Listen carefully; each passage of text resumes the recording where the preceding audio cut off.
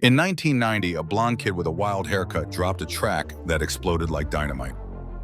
Ice Ice Baby wasn't just a hit, it became the first rap single in history to top the Billboard Hot 100.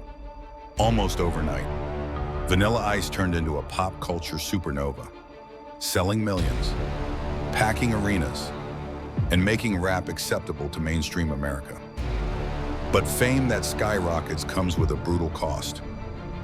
Within a year, he was mocked, rejected, and erased from the very culture he had brought to the masses. How did Vanilla Ice go from history-making to cautionary tale so painfully fast? Robert Matthew Van Winkle, better known as Vanilla Ice, was born on October 31st, 1967, in Dallas, Texas. His childhood was far from stable. Raised mostly by his mother, he moved frequently between Dallas and Miami after his parents split, never quite finding a place to belong. That sense of restlessness would follow him into his teenage years, shaping the persona that later exploded onto the world stage. In the early 80s, hip-hop was still something raw, underground, and largely confined to the streets of New York. But down in the South, Robert was soaking it in from a distance. He wasn't a trained musician, he was a kid obsessed with breakdancing, graffiti, time push 0.65s, and motorcycles. He earned the nickname Vanilla because he was one of the only white kids in the predominantly black breakdancing circles of his neighborhood. Adding ice came naturally. His moves on the dance floor were sharp, fast, and cold. By 16, he had formed a dance group called the Vanilla Ice Posse, performing at malls and clubs around Dallas. He wasn't yet a rapper in the traditional sense, more an energetic dancer who could freestyle rhymes to hype the crowd. But his charisma was undeniable. People noticed. He could command attention not just with his moves, but with a cocky confidence that made audiences want to watch what he would do next. Miami soon became the turning point. While working at a nightclub called City Lights, Vanilla Ice was discovered by club owner Tommy Quan, who saw potential in the young performer. Quan became his manager and pushed him toward recording music seriously time 0.95s. What had started as party freestyles and crowd chants now needed to become songs. In 1980, Vanilla Ice released his debut album Hooked under a small independent label. The album included a track built around the unmistakable bass line from Queen and David Bowie's Under Pressure. That track was Ice Ice Baby. At first, it was just another song in his set list, played mostly in southern clubs and skating rinks. But the reaction was instant and electric. Teenagers couldn't get enough of it.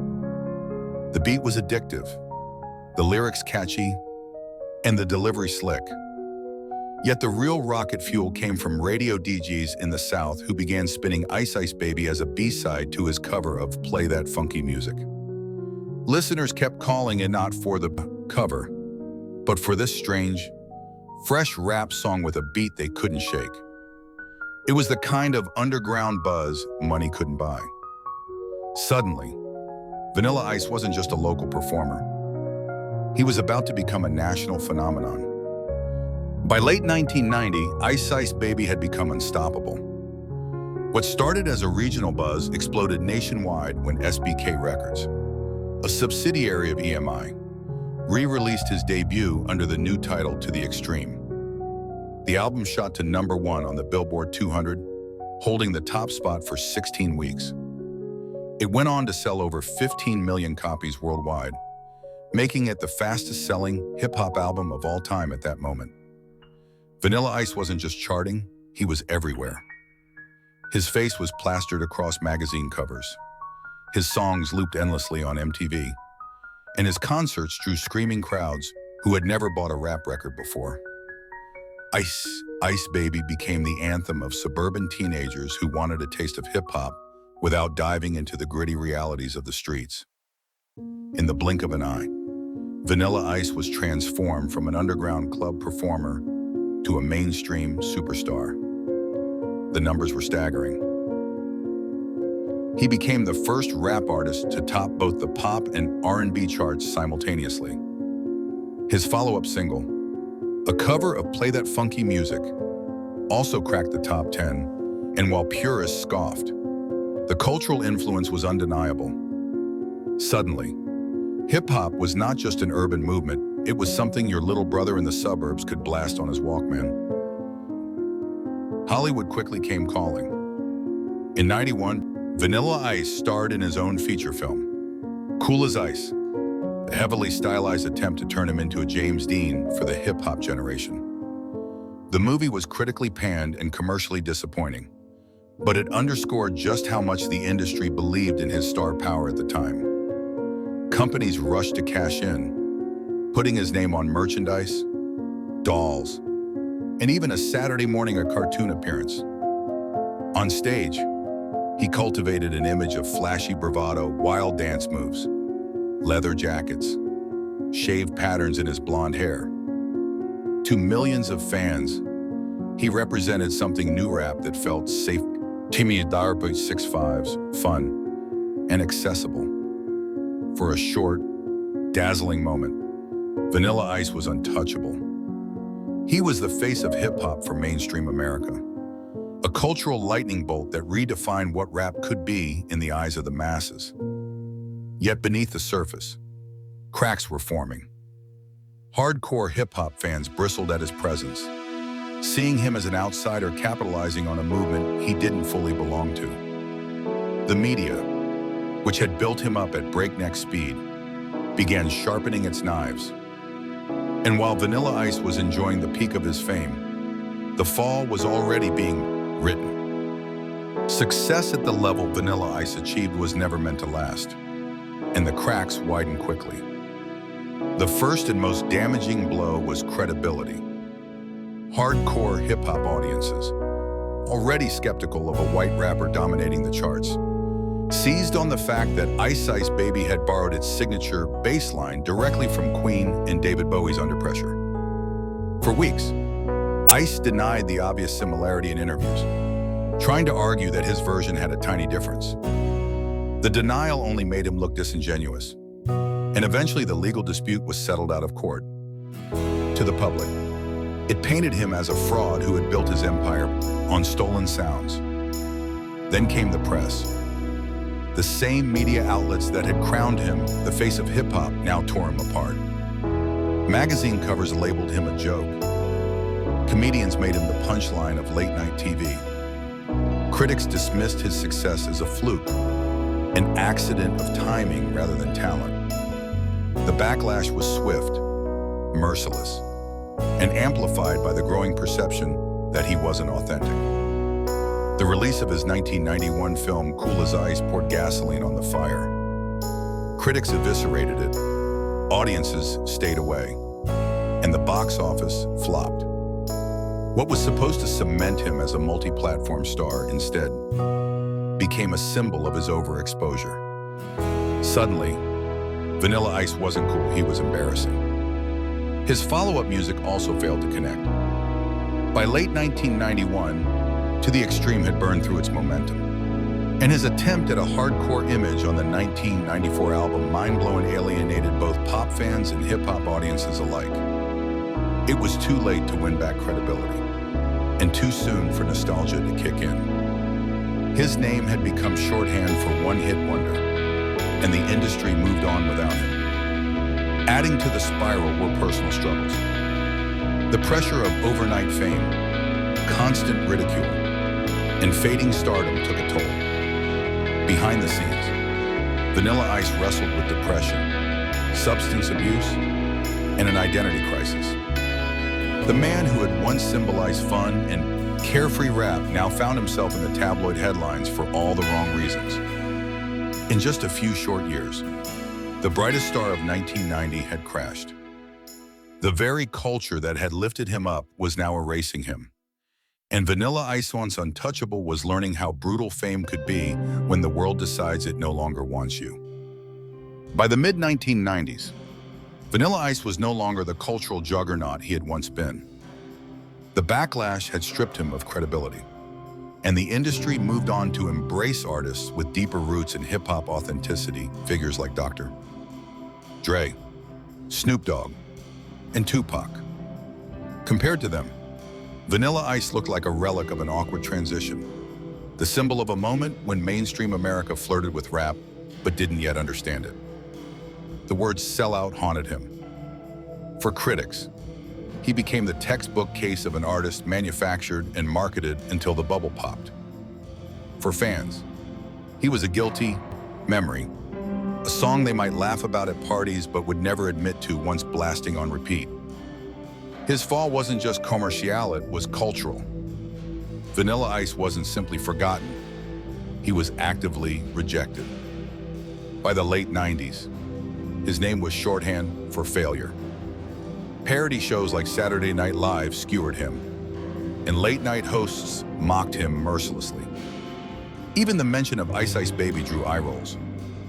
The rapper who had once filled arenas now found himself unable to sell records. His tours reduced to small clubs and county fairs. During this time, Vanilla Ice retreated. He dabbled in motocross and jet skiing, even competing professionally for a while. The shift was telling. Music had become toxic territory, and the adrenaline of extreme sports offered an escape. But even away from the stage, he couldn't outrun his past. Journalists hounded him with questions about his fall, and every attempt to relaunch his music career was met with skepticism.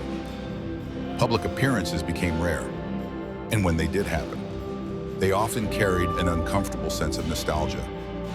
Fans weren't looking to celebrate his artistry, they were there to laugh, to relive a cheesy moment of the early 90s. Vanilla Ice had become a living punchline, the embodiment of the one-hit wonder curse. By the early 2000s, it seemed as though he had vanished completely from the cultural conversation.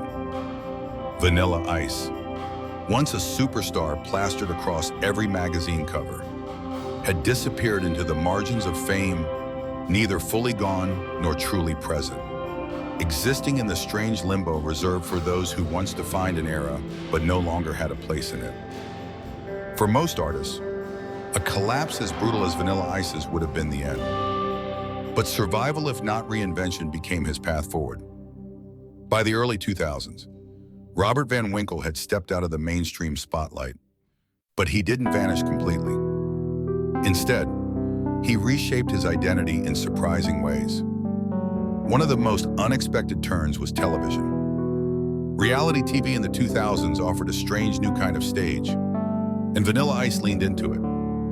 He appeared on shows like The Surreal Life and Celebrity Boxing, leaning into the very caricature that once destroyed him.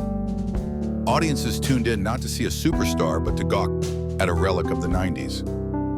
For Vanilla Ice, it was humiliating and liberating all at once. He was in on the joke now, reclaiming some control over his image. But his most genuine reinvention came from something far removed from music: real estate. Starting quietly in the late 90s, Vanilla Ice began flipping houses in Florida. It wasn't glamorous, but it was lucrative. He became passionate about construction and home renovation, eventually hosting his own long-running DIY network series, The Vanilla Ice Project. For 9 seasons, viewers saw a different side of him, not the flashy rapper, but the meticulous builder, carefully designing and renovating luxury homes. In a strange twist, he found more stability and respect in construction than he ever did in music. Still, nostalgia for the 90s has a way of reviving fallen icons. As hip-hop matured into the dominant cultural force of the 21st century, Ice Ice Baby shifted from embarrassing to retro fun.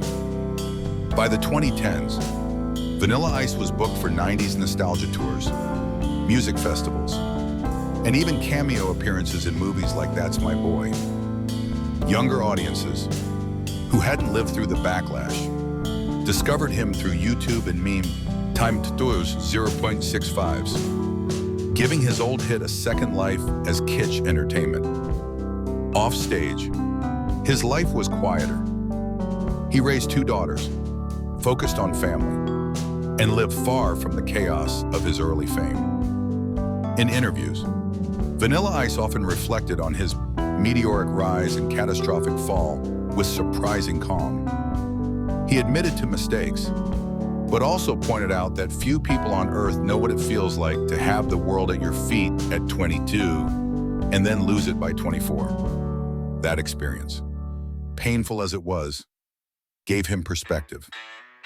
Today, Vanilla Ice is no longer chasing Billboard charts or Hollywood stardom. He tours occasionally, riding the wave of 90s nostalgia, but his primary career is real estate and television. He has carved out a life that's steady, even modest compared to his past. And perhaps that is the most human part of his story. After being chewed up by fame, he found peace in being ordinary. The story of Vanilla Ice is more than just the tale of a one-hit wonder. It's a snapshot of how fame can rise overnight, burn hotter than the sun, and then collapse under its own weight. His meteoric ascent with Ice Ice Baby opened doors for rap and mainstream culture. But his equally rapid downfall exposed the ruthless mechanics of the music industry, how it builds idols just to tear them apart. In hindsight, Vanilla Ice was both a pioneer and a victim. He proved that hip-hop could dominate the pop charts, paving the way for future generations of rap artists to break into the mainstream. Yet he was also consumed by the machine, punished for being in the right place at the wrong time, with the wrong image, and without the armor to survive the scrutiny. There's a haunting lesson in his journey.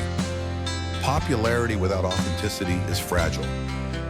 When the foundation is built more on marketing than on artistry, the backlash can be merciless. And yet, there's also something deeply human in how Vanilla Ice rebuilt his life, shifting from stadiums to construction sites, from MTV to the DIY network, carving out dignity after the world had written him off.